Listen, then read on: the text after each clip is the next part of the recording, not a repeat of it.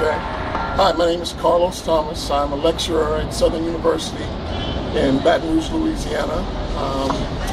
I have had the opportunity to participate in the St. Paul's walking tour, the Elephant and Castle walking tour, and the Trafalgar Square walking tour given by Black Walks here in London. And it's just been fascinating to make the connection to not only Africa, but also to folks in America of African descent, to see the similarities associated with the existence of people of African descent here in Great Britain. I think probably one of the most interesting or surprising elements for me was to see such a strong African presence throughout the history of Great Britain. Of course, I'd known that, but when you go to the National Gallery and you see it in living color in front of your face, I mean, it's just that imagery is really somewhat breathtaking.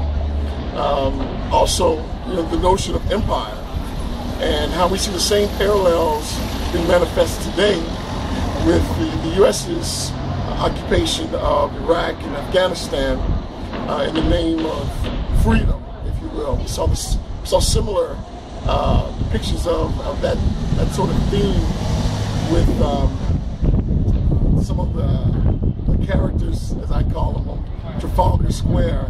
And so it's fascinating to see the similarities. I can certainly tell you that any time spent on Black Walks tours is time well spent for anybody, and that's regardless of race or nationality. It definitely should be one of the stops you make while you're in Great Britain.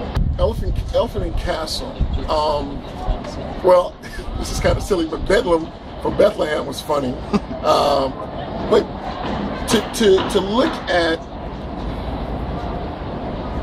the bombed out areas and to actually learn about how those areas were occupied by folks of African descent coming over during the wind rush, and how some of them were still here, but how that was the only thing that was afforded to them during that time period. It was fascinating to me.